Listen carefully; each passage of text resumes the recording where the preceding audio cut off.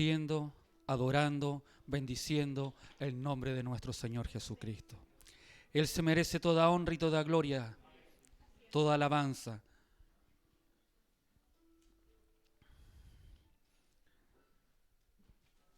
Cuando escuchaba a Giovanni manifestar algunas enseñanzas que hoy se están dando, cuando Sebastián oraba y decía que tiempos mejores no viene, y que estamos en medio de una sociedad que más que alabar o buscar el rostro del Señor, no lo hace. Y lamentablemente también los que a veces nos decimos ser cristianos, tampoco lo hacemos. Vamos a hablar en esta tarde de una de las cartas del apóstol Pablo. Al principio el apóstol Pablo le escribía a las iglesias, 1 de Corintios, 2 de Corintios, Tesalonicenses. Pero después cambió su escritura y las cartas que escribió ya fueron dirigidas ya a los hermanos, a la iglesia en sí. Y quiero invitarlos a abrir la palabra del Señor en la carta a los Colosenses, capítulo 1. Le daremos lectura al versículo 1 y 2. Colosenses 1, versículos 1 y 2. Aquí el Señor nos hablará en esta tarde. Y le voy a invitar, si lo ha encontrado, que se ponga de pie y le daremos lectura en el nombre de nuestro Señor Jesucristo. Pablo, apóstol de Jesucristo, por la voluntad de Dios, y el hermano Timoteo, a los santos y fieles hermanos en Cristo que están en Colosas, gracia y paz sean a vosotros de Dios nuestro Padre y del Señor Jesucristo. Amén. Tome su asiento. Hoy los tiempos han cambiado. Es algo que ninguno de nosotros puede negar. Y una de las cosas que más ha perdido terreno ha sido el romanticismo. Antes abundaban las cartas con mensajes de amor, libros de versos y poemas. Yo por lo menos fue en la época que enamoré a mi esposa. Donde andaba le escribía notitas en servilletas. No sé si usted lo hizo o vivió en ese tiempo. Pero los tiempos hoy son totalmente diferentes. Hoy día ya no se usan las cartas, ya no se usan los mensajes, ya no se usan los poemas, ya nadie da la luna. Yo creo que cada una de las mujeres que vivieron hace 20 años atrás podían exigir la luna porque cada uno de nosotros los románticos entregábamos la luna. Cuando íbamos a la playa, veíamos el reflejo del mar y el mar, el atardecer, nosotros llegábamos y le decíamos: ese atardecer no es tan bello como la mirada de tus ojos, como el resplandor de tu hermosura. Y cosas así decíamos. Hoy solamente mandan un mensaje, mandan un emoji, mandan un XD, mandan un 3 invertido.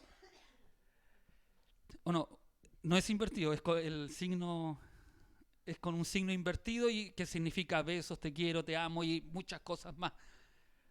Hoy se ha perdido ese romanticismo que existía hace mucho tiempo atrás. Y las cartas siempre nos enseñaban algo, nos dejaban algo. Pablo es uno de los mayores escritores del Nuevo Testamento, motivado por el crecimiento de la iglesia, la preocupación por los hermanos y dar a conocer el verdadero evangelio y la figura de Cristo. En la carta a los Colosenses, Pablo, si hay algo que exalta, es la preeminencia de Jesucristo como el Creador, como el Señor, como el hacedor de todas las cosas. Y esta carta fue escrita entre el año 60 y 61 después de Cristo. Probablemente, algunos dicen desde Roma. Colosas era una ciudad de Frigia en Asia Menor, y aunque era un importante centro urbano, había declinado ante el surgimiento de Hierápolis y la Odisea. Se caracterizaba por ser una región de profundas prácticas gnósticas que estaban influenciando en la comunidad cristiana. Por la información que le dio Epafras, Pablo interviene fuertemente para contrarrestar tales herejías que algunos eruditos la llamaron la herejía colosense.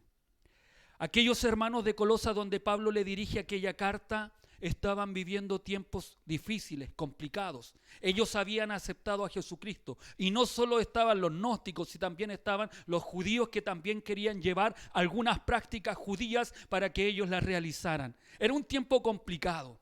Era un tiempo difícil para ellos, como es para cada uno de nosotros según las enseñanzas que hoy se están recibiendo y se están dando, que nos bombardean a diario en nuestro caminar y en nuestro andar. Pablo escribe esta carta para ayudar a los colosenses a solucionar esos problemas. Expresa preocupación que alguien os engañe con palabras persuasivas. Les advierte, mirad que ninguno os engañe por filosofía y vanas titulezas, según las tradiciones de los hombres, conforme a los elementos del mundo y no según Cristo. Había herejes que exigían la veneración de estas cosas. Era una curiosa mezcla de elementos cristianos con elementos judíos y paganos que convertían la fe en superstición. Muchos de nosotros a veces hemos crecido en cosas vanas también, o nuestra cultura o nuestra tradición evangélica, nuestros ritos a veces los elevamos que son más importantes que la palabra de Jesucristo. Que es más importante aquellos ritos, aquellas cosas que se hacían antes que la misma presencia de Dios. Muchos dicen que ya se ha perdido el pentecostalismo diciendo o pidiendo que se siga exclamando o haciendo manifestaciones que no tienen nada que ver con el pentecostalismo. Cuando la presencia de Dios está en nuestras vidas, nosotros creemos que somos pentecostales. No por una manifestación, sino que por el poder de Cristo que se sigue moviendo día a día en nuestras vidas. Le dicen que no dejen que nadie les juzgue en comida o en bebida o en cuanto a días de fiesta o de nueva luna o de sábados. Les advierte que no permitan que nadie os prive de vuestro premio, afecto, humildad y culto a los ángeles. Les ruega, haced morir pues vuestros miembros que están sobre la tierra: fornicación, inmundicia, pasiones desordenadas, malos deseos y avaricia, que es idolatría. Les dice, dejad también vosotros todas estas cosas: ira, enojo, malicia, maledicencia, torpes palabras de vuestra boca. Ya que los gnósticos decían que no era importante el cuerpo, que podían seguir practicando lo que ellos quisieran, porque lo que importaba era el espíritu. En medio de todo eso estaban aquellos hombres que Pablo les escribe. Estos 2 versículos de la carta a Colosenses para muchos son solo salutaciones, ya que tiene un nombre de quien la envía, unos receptores y un saludo. Pero al leer y escudriñar con detenimiento nos podremos dar cuenta de lo importante que es siempre meditar en la palabra de Dios. Hoy fundamentaremos 3 declaraciones que hace Pablo para ser verdaderos hermanos en Cristo. ¿Y por qué ser verdaderos hermanos en Cristo? Cuando hoy en día es tan fácil llamarse hermano o cristiano. En una sociedad que a veces pensamos con solo venir a la iglesia, ya somos cristianos, ya somos hermanos. Porque voy domingo tras domingo, o porque tengo una cultura y hablo un idioma religioso, pensamos y nos decimos llamarnos cristianos. Y hoy aprenderemos 3 verdades para ser llamados hermanos en Cristo. La primera declaración que hace Pablo para ser verdaderos hermanos en Cristo: Pablo, apóstol de Cristo, Jesús por voluntad de Dios. Pablo se presenta ante los colosenses con su nombre en griego, que significa pequeño, diminuto, hombre humilde o insignificante. Como muchos de nosotros que aunque no nos llamamos Pablo, pensamos o nos apropiamos de este significado y pensamos que no somos nada, que no tenemos valor ni importancia. Algunos llegan a pensar que Dios no los escucha, que no son importantes para Dios. A veces llegamos a decir en nuestras propias vidas que somos como vil gusanos, sin importancia. Pablo dice que no es cualquiera, es un apóstol de Cristo, es decir, un enviado. No actúa ni escribe en virtud de unos poderes propios, sino por la voluntad de Dios. No tiene esa profesión porque se lo haya ganado o conseguido. No fue un asunto de aspiraciones personales, sino porque Dios se lo había dado. No me elegisteis vosotros a mí, dijo Jesús, sino fui yo quien os escogí a vosotros. Si hay algo que nosotros podemos rescatar y saber y entender, es que usted no está por su propia voluntad aquí, usted está por voluntad de Dios. Dios fue quien lo llamó, Dios fue quien lo rescató, Dios fue quien murió por usted, Dios fue quien se entregó por usted. Usted no está por su propia voluntad, sino que está por voluntad de Dios. Y esta declaración que hace Pablo a aquellos diciéndole que él no iba por voluntad propia, él no era apóstol por su propia voluntad, sino que era por la voluntad de Dios. Amén.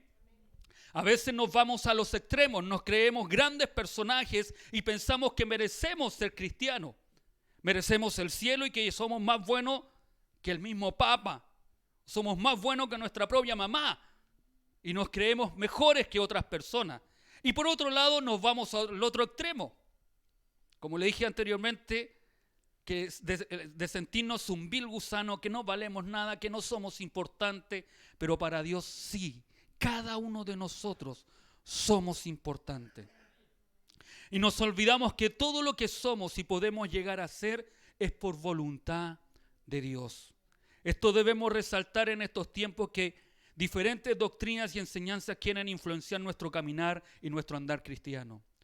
Por la voluntad, telema en griego, de Dios, es llamado Saúl para convertirse en apóstol. Comenzó con la voluntad, con el telema, que era de Dios y provenía de Dios. Fue parte del plan de Dios que Pablo se hiciera apóstol. Así como fue con Pablo, Dios tiene una voluntad, un telema con cada uno de nosotros. Tiene un plan para cada uno de nosotros. Tiene un lugar particular para cada uno de nosotros en su universo espiritual.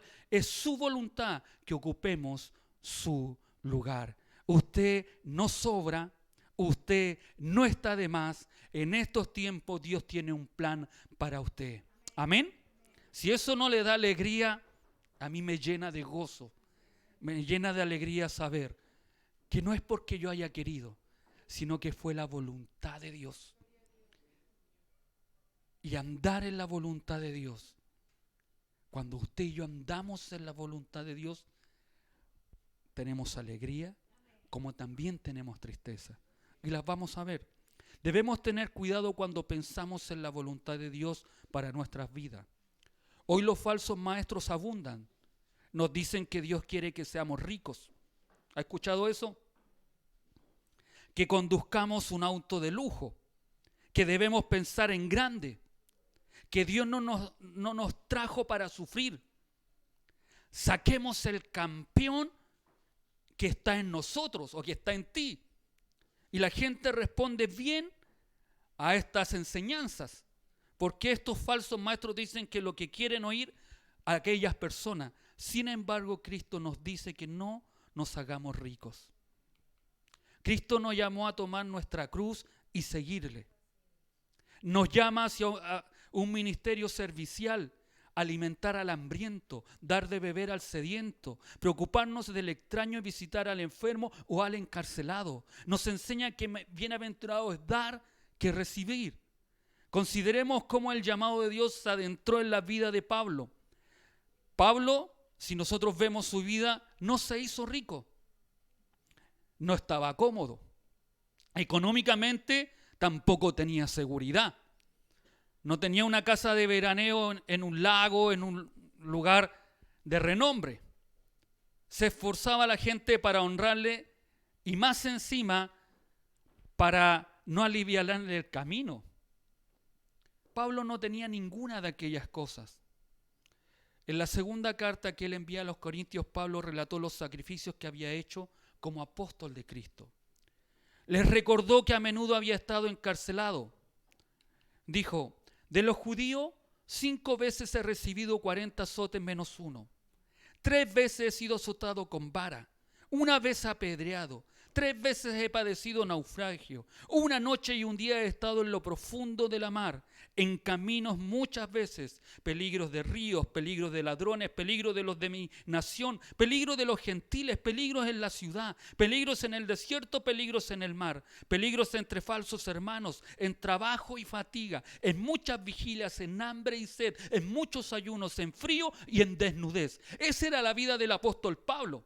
Eso es lo que el apóstol Pablo había vivido. Eso es lo que el apóstol Pablo había pasado, y a pesar de todo eso, eso lo pasó de antes de escribirle a los colosenses. Antes de decirle a aquellos, ¿saben? Aquellos hermanos colosenses, ustedes están pasando dificultades, ustedes están pasando tribulaciones, ustedes están pasando problemas. Yo ya las pasé, pero por voluntad de Dios. ¿Cuánto tú y yo estamos dispuestos a pasar por la voluntad de Dios? Cuando tú y yo respondemos al llamado de Cristo, pensando que su fe nos traerá riquezas, estamos equivocados. Busquemos hacer la voluntad de Dios, sabiendo que Dios no pedirá cosas difíciles. La bendición será una vida bien vivida, una vida llena de propósito, una vida en que se guardarán tesoros en el cielo y no en la tierra. Si hay algo que tú y yo podemos rescatar cuando hacemos la voluntad de Dios, que Dios siempre estará a nuestro lado. Aún en los momentos difíciles, para ayudarnos a sortearlos, para animarnos y fortalecernos. Y en los momentos agradables que también tendremos, estará también ahí para recordarnos que no nos enorgullezcamos más de lo que debemos. Amén. La segunda declaración que hace Pablo para ser verdaderos hermanos en Cristo, dice, al pueblo que hay en Colosas, santos. Y rescatemos esa palabra, santos. A los santos en griego es agios. Tal declaración es muy importante la que hace Pablo para aquella iglesia cristiana, ya que les reafirma que ellos han sido apartados, separados del pecado, en una nueva posición ante Dios. Son propiedad de Dios. Hace sobresalir la idea de que son apartados para Jesucristo, es decir, que como creyentes viven de acuerdo con esta santidad. Si hay algo que al cristiano, al verdadero hermano en Cristo, al verdadero hijo de Dios lo hace diferente de otras personas o de otras religiones, es que es apartado, es santo. No es perfecto, bueno, ninguno de nosotros podríamos decir que somos perfectos, pero hemos sido apartados, hemos sido consagrados. ¿Sabe que esto es maravilloso? Porque Pablo le está diciendo, ¿saben que ustedes están pasando problemas, dificultades? A ustedes lo están atacando las otras herejías, a ustedes los están atacando los gnósticos y más encima los judíos, pero ustedes se han mantenido santos en posición ante Dios. Lo que ustedes eran antes, que no eran considerados, que no eran salvos, que ustedes merecían el infierno, hoy ustedes son santos ante la posición de Dios. Y esto es importante, porque muchos se pueden llamar cristianos, muchos se pueden decir que son hijos de Dios, pero no son santos en posición ante Dios. La pregunta que podríamos hacernos en esta tarde es si tú y yo somos santos ante la posición. ¿Cómo nos mira Dios? ¿Hemos aceptado a Jesucristo como Señor y Salvador? Si lo has aceptado, si has reconocido a Cristo como tu Señor y Salvador, estás en aquella posición de santo. Tu posición de el infierno, de perderte, de no tener vida eterna, ha cambiado por Jesucristo. Amén. Y esto es maravilloso, hermano, porque ante esa sociedad que él vivía, Pablo les reconoce, dice, a los santos, aquellos que se han apartado, aquellos que están separados, aquellos que no están haciendo aquellas cosas que los demás hacen, aquellos que están consagrados para servir al Señor. A ellos les digo que son hermanos en Cristo. Amén. Ahora la iglesia de Jesucristo es el pueblo santo de Dios. Es santificado por el Espíritu Santo y con la sangre de Cristo. La iglesia pues ha venido a ser propiedad de Dios. Amén. Usted y yo somos propiedad de Dios. Usted y yo ya no nos mandamos nosotros. Cristo es el que nos ciñe y nos manda. Esto no significa que Jesús nos haya hecho perfectos. Lo que significa es que Cristo nos ha hecho santos. Nos ha apartado para cumplir los propósitos de Dios. Nos ha llamado a llevar vidas santas. Amén. La tercera declaración que hace Pablo para ser verdaderos hermanos en Cristo fue que no solo le dijo al pueblo de Colosa que eran santos, sino que también les dice que son fieles hermanos en Cristo. Además, a los colosenses se les designa como fieles hermanos en Cristo. Pablo les resalta que a pesar de las influencias negativas que estaban recibiendo, ellos se mantenían fiel a Cristo. Amén. El mantenerse fiel era que ellos no daban pie a las enseñanzas falsas. Ellos no eran seducidos por las falsas enseñanzas, por las falsas costumbres, por lo que querían que ellos cayeran. Ellos seguían a pesar de todas las pruebas, de toda la oposición, de que aún no tenían un vasto conocimiento de Cristo, ellos aún se mantenían fieles y seguían sirviendo a Jesucristo. Eso nos hace un llamado a que usted y yo nos mantengamos firmes. El cristiano se mueve siempre en dos ámbitos que no podemos separar. Está en cierto lugar del mundo, pero está también en Cristo. ¿Qué significa estar en Cristo? Vive en dos dimensiones. En este mundo cuyas obligaciones no trata con ligereza, pero por encima de eso vive en Cristo. En este mundo puede que se mueva de un sitio a otro, pero donde quiera que se vaya o donde quiera que vaya, está siempre en Cristo. Amén. ¿Qué quiere decir eso? Que donde usted vaya, se vaya a Yanquihue a vivir, se vaya a Puerto Vara, se vaya a Coyhai, que se vaya a Santiago, se vaya al norte a vivir, usted, si dice estar en Cristo, aunque se vaya allá, siempre va a estar en Cristo. Y debe dar luz de un buen cristiano. Por eso las circunstancias externas no influyen decisivamente en el cristiano. Su paz y gozo no dependen de ellas. Por eso es por lo que pondrán todo su corazón en cualquier trabajo. Puede que sea servil, desagradable, doloroso, mucho menos distinguido de lo que esperábamos. Sus compensaciones puede que sean escasas y el aprecio que le aporte inexistente. Sin embargo, el cristiano lo hará todo con diligencia, sin quejarse y con alegría, porque está en Cristo y hace todas las cosas para su Señor. Ese es el verdadero hermano en Cristo, el que no se queja, el que aguanta y soporta, y que a pesar de que sea injusto, hace las cosas como para el Señor, queriendo agradar al Señor. Por eso le digo que nosotros muchas veces vivimos en dos dimensiones, porque el mundo vive solo en una, querer agradarse a sí mismo, querer hacer las cosas para ellos mismos. En cambio, el cristiano siempre quiere agradar a Dios antes que a nosotros. Amén. Es difícil, no es fácil, pero ocurre y debe ocurrir, debe ser. Nosotros debemos ser ese tipo de cristiano.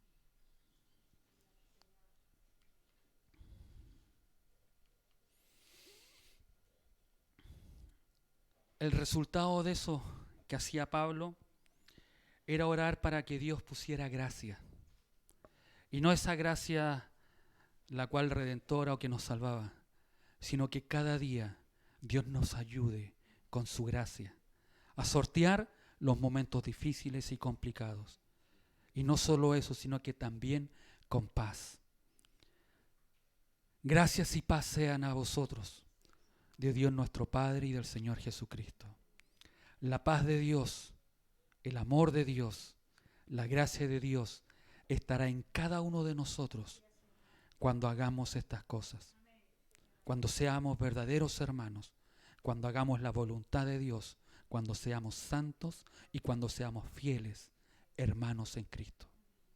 Fieles hijos de Dios. Si hasta aquí no hemos sido fieles o consideramos que no somos cristianos, es tiempo que ya no dudemos, que ya no estemos entre dos aguas. Es tiempo que nuestro corazón lo rindamos a Jesucristo.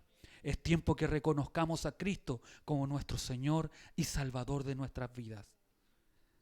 La vergüenza va a pasar. Lo que digan los demás va a pasar. Lo importante es lo que dice el Señor Jesucristo. Y hoy nosotros podemos cambiar aquella posición de muerte a vida. Amén. Póngase de pie, vamos a orar al Señor.